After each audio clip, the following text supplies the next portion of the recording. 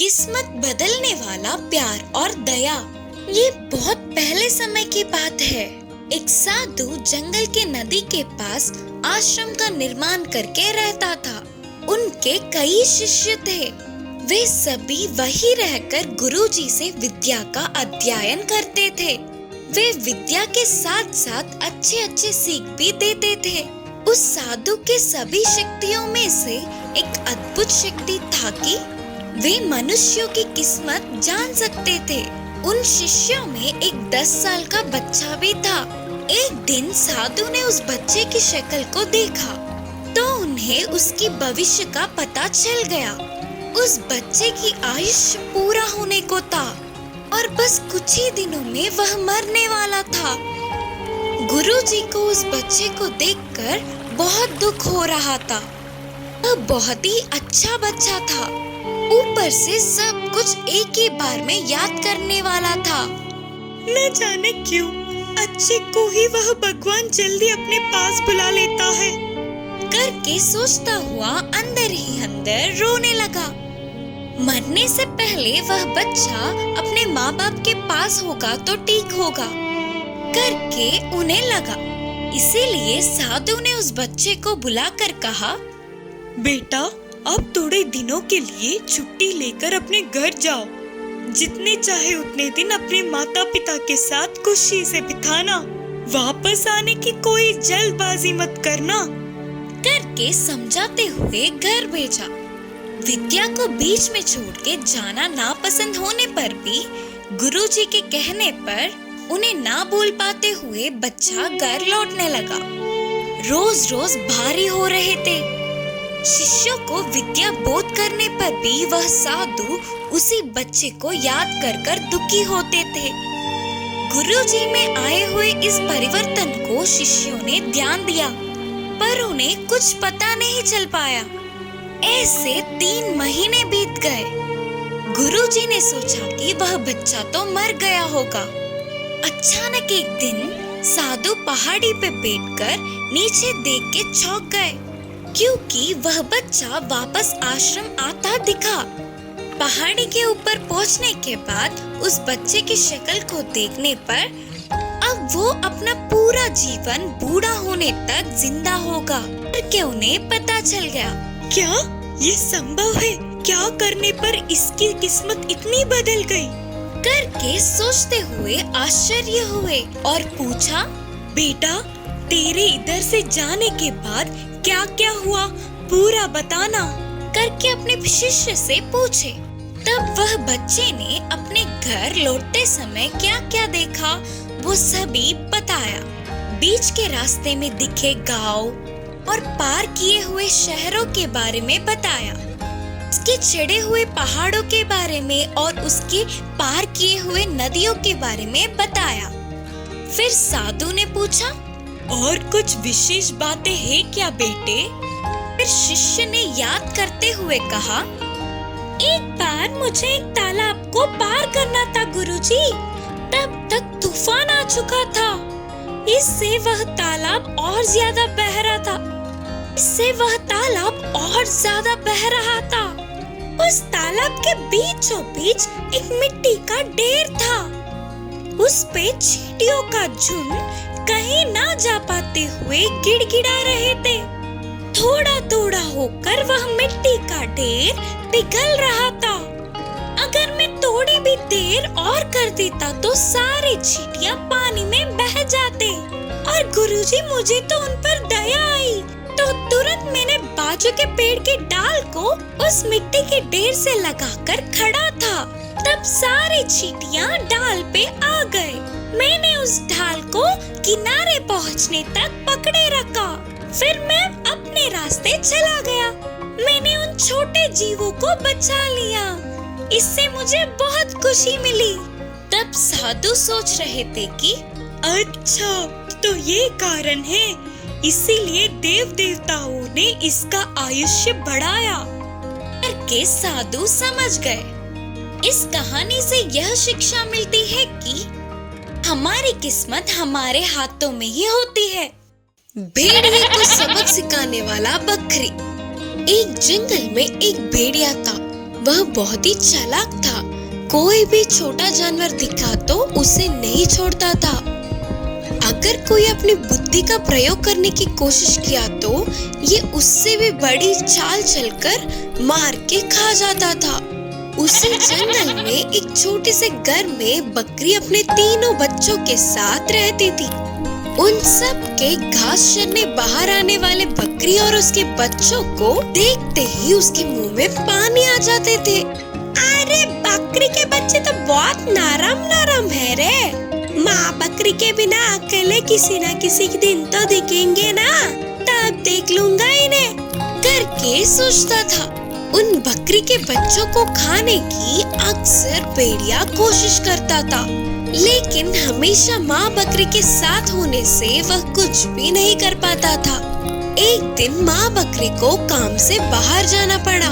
फिर माँ बकरी ने जाते जाते कहा, बच्चों ध्यान से सुनो, मेरे अलावा कोई भी आए तो दरवाजा मत खोलना। बोलते हुए कुछ सावधानियां बरतने को बताकर चली गई। ये सब कुछ छुपकर भेड़िया देख रहा था। आहा, यही अच्छा मौका है रे। माँ बकरी के लौटने से पहले ही किसी भी तरह से बकरी के बच्चों को खाना ही होगा। माँ बकरी के जाने के थोड़ी देर बाद भेड़िया बकरियों के घर जाकर बोला, मैं हूँ बच्चों, तुम्हारी माँ, दरवाजा खोलो बच्चों करके बोला। तो अंदर के बकरी के बच्चों को वह आवाज अपनी माँ की नहीं लगी। तो बच्चों ने कहा, तुम हमारी माँ नहीं हो, हमारी माँ की आवाज ऐसे नहीं होती। तब भेड़िया वहाँ से चला गया। थोड़ी देर बाद दूसरी चाल से फिर से आकर बकरी की आवाज बदलकर बोला, दरवाजा खोलो बच्चों। माँ वापस आ गई करके दरवाजे के छेद से बच्चों ने देखा तो उसके पैर काले रंग में दिखे। बच्चों ने कहा, तुम हमारी माँ नहीं हो, हमारी माँ के तो सफेद पैर होते हैं। तब भेड़िया ने सोचा, अरे क्या रे, ये तो बच्चे करके सोचा तो ये मुझसे ज्यादा चालाक हो रहे हैं। अब मैं बताता हूँ इन्हें। सोचकर तेजी से जाकर पैरों को सफेद रंगवा के फिर से आया और बोला, चल चल के पैर दुख रहे हैं, दरवाजा खोलो बच्चों। इस बार गले की आवाज और पैर अपनी माँ के जैसे ही होने पर बकरी के बच्चों ने दरवाजे को खोला। तो तुरंत भेड़िया ने सामने के दो बच्चों को खाकर उधर से चला गया। थोड़ी देर बाद माँ बकरी के वापस आने तक एक बच्ची ही कांपती हुई रोती दिखी। पूरी बात जानकर माँ बकरी गुस्से से भेड़िया के गुफा में गई। भूख मिटने से गहरी नींद में सो रहे भेड़िए के पेट को काटकर उसके बच्चों को धीरे से बाहर निकाली और थोड़े पत्थरों को डालकर वापस पेट को सील के बच्चों को लेकर पास के पेड़ के पीछे चली गई। थोड़ी देर बाद उठने वाले भेड़िए को उससे पहले क्या हुआ नहीं पता था। प्यास बुझाने के लिए नदी के पास जाकर पानी पीने के लिए आगे झुकते ही पत्थरों के भार से नदी में गिरकर डूब गई। भेड़िए से पीछा छूटने पर बकरी और उसके बच्चे बहुत खुश हुए। उस दिन से वे जंगल में खुशी से आजाद घूमने लगे। इस कहानी की नीति है कि हमारे दुष्ट विचार हम पर ही भारी पड़ते हैं। मगरमच्छ के आंसू। एक जंगल में एक बड़ी सी नदी थी। उस नदी में एक मगरमच्छ घूमता रहता था। उधर पानी पीने आए हुए हर एक जानवर को वह मगरमच्छ पकड़कर पानी के अंदर ले जाता था। ऐसे उस मगरमच्छ के बारे में सबको पता चल जाने पर उधर कोई भी नहीं आता था। तब से वह मगरमच्छ कब कौन हाथ आएगा, उसका भोजन कौन बनेगा करके इंतजार कर रहा था। एक दिन यह सब कुछ पता न होने पर एक हिरन नदी के पास आकर धीमे धीमे पानी पीने लगी। हिरन को देखने वाला मगरमच्छ उसे किसी भी तरह खाने का निर्णय करके पानी में डूबकर धीरे से हिरन के पास आकर अचानक से उसके पैर पकड़ ली। हिरन के लिए यह घटना अचानक घटने पर उसे कुछ भी समझ नहीं आया। तुरंत उस सदमे से बाहर आकर रोना या चिल्लाना छोड़कर हंसने लगी। तो मगरमच्छ ने पूछा, पागल हिरन, मरते मरते क्यों हंस रही हो? मगरमच्छ मामू, पागल मैं नहीं बल्कि तुम हो। तुम मेरे पैर समझ के एक लकड़ी को पकड़कर चबाने जा रहे हो, बोलकर फिर से हंसने लगी। हिरन के ऐसे हंसने पर मगरमच्छ के घमंड को ठेस पहुंचा और उसने हिरन के पैरों को छोड़ दिया। किनारे पर पहुंचने वाली हिरन बार बार बच गई करके चैन की सांस ली और उधर से भागने लगी। देखो तो वह कोई भी लकड़ी के ना होने पर हिरन उसको बेवकूफ बनाकर चली गई करके मगरमच्छ को बहुत गुस्सा आया। ऊपर से स्वादिष्ट भोजन थोड़े में हाथों से फिसल के जाने पर बहुत दुखी हुआ। अगले दिन नदी के पास पानी पीने एक लोमड़ी आई। बात ये था कि लोमड़ी और मगरमच्छ अच्छे दोस्त थे। मगरमच्छ को ऐसे दुखी देखकर लोमड़ी ने पूछा, क्या हुआ दोस्त, दुखी लग रहे हो, हुआ क्या है? हिरन ने उसे बेवकूफ बनाकर कैसे बच के निकल गई करके पूरी बात बताकर मगरमच्छ ने आंसू बहाए। अरे नहीं, ऐसा हुआ क्या? तब तो दुख होगा ना, लेकिन तुम ये भूल गए कि मैं हूँ तुम्हारा दोस्त। अभी जाकर उस हिरन को बातों में फंसाकर इधर ले आऊंगा, बोला लोमड़ी। फिर हिरन के आने पर मगरमच्छ को क्या करना है यह सब उसकी खान में उपाय बताकर लोमड़ी चल पड़ी। आखिर में लोमड़ी ने एक जगह पर हिरन को पकड़ ही लिया। हिरन दोस्त, लगता है किसी चीज के लिए ढूंढ रही हो। मैंने कच्ची घास को बहुत खा लिया, ऊपर से इस धूप से बहुत प्यास लग रही है। कहीं तो भी पीने के लिए पानी दिखेंगे तो अच्छा होता करके ढूंढ रही हूँ। हमारे पास में ही पीने के पानी का नदी है ना? ना बाबा ना, उस नदी में मगरमच्छ है। हाँ, तुमने सही कहा, लेकिन वो तो कल की बात थी। आज वह मगरमच्छ मरा पड़ा है। मैं सुबह ही नदी के पास गई थी और देखा कि वो मरा पड़ा था, तो बिंदास पानी भी पिया। तुम्हारी बात को मैं मान नहीं पा रही हूँ, तो फिर चलो तुम अपने आंखों से स्वयं देखकर पानी भी पी लेना, बोलकर लोमड़ी अपने साथ हिरन को ले गई। हिरन ने दूर से ही देखा कि मगरमच्छ मरा पड़ा था। फिर से पक्का करने के लिए और नजदीक गई तो उसमें कोई भी हलचल नहीं थी। फिर भी हिरन को शक था तो अपनी बुद्धि से बोली, अगर मगरमच्छ सच में मर गया तो उसके मुंह से उफ उफ के आवाजें आते हैं ना। हिरन को मनवाने के लिए मगरमच्छ उफ उफ उफ करने लगा।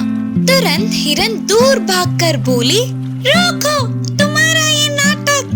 मरा हुआ कोई भी जानवर आवाज करता है क्या? मेरे बातों को दूसरी बार मानने वाले मगरमच्छ की मासूमियत से सच में हंसी आ रही है। बाप रे बाप, अभी भी मेरी बुद्धि से बच गई।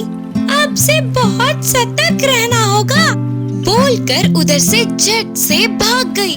इससे मगरमच्छ और लोमड़ी एक दूसरे को देखते रह गए। इस कहानी की शिक्षा है कि उस हिरन की तरह हम भी अपने बुद्धि से काम लेंगे तो कितनी भी बड़ी मुसीबत से बाहर निकल सकते हैं। गधा और कुत्ता। एक बार एक गांव में सोमू नाम का एक व्यापारी रहता था। उसके पास एक कुत्ता और एक गधा था। वो गधे पर सारा सामान लाद कर एक गांव से दूसरे गांव जाकर उसे बेचता था, और जब वो घर पर ना होता तो कुत्ता उसके घर की रखवाली करता था। ये बात गधे को पसंद नहीं थी कि वो मेहनत करे और कुत्ता आराम से घर पर बैठा रहे। कुत्ते को भी गधे से नफरत थी, क्योंकि उसको लगता था कि उसका मालिक सिर्फ उसका ही ख्याल रखता है और उसी को ताजे ताजे खाने देता है। एक दिन उसे गांव जाने के लिए जंगल से गुजरकर जाना था, इसीलिए उसने कुत्ते को भी अपनी हिफाजत के लिए साथ ले गया। वो दोनों सारे रास्ते में कुछ बात नहीं कर रहे थे। दोनों हमेशा से एक साथ रहते थे, पर फिर भी अजनबी जैसे ही थे। सोमू रास्ते में एक गांव में रुककर कुछ और सामान खरीदकर अपने गधे पर लाद कर ले जाने लगा। कुछ देर बाद थक कर सोमू एक पेड़ के नीचे आराम करने बैठ गया। थका हुआ सोमू कुत्ते के साथ होने के कारण बेफिक्री से सो गया। कुत्ता भी वहीं उसके पास बैठ गया। उन दोनों को अब बहुत भूख लग रही थी, पर मालिक सोया हुआ था देखकर वो चुप रहे। गधा उसके पैरों के पास की घास खाने लगा।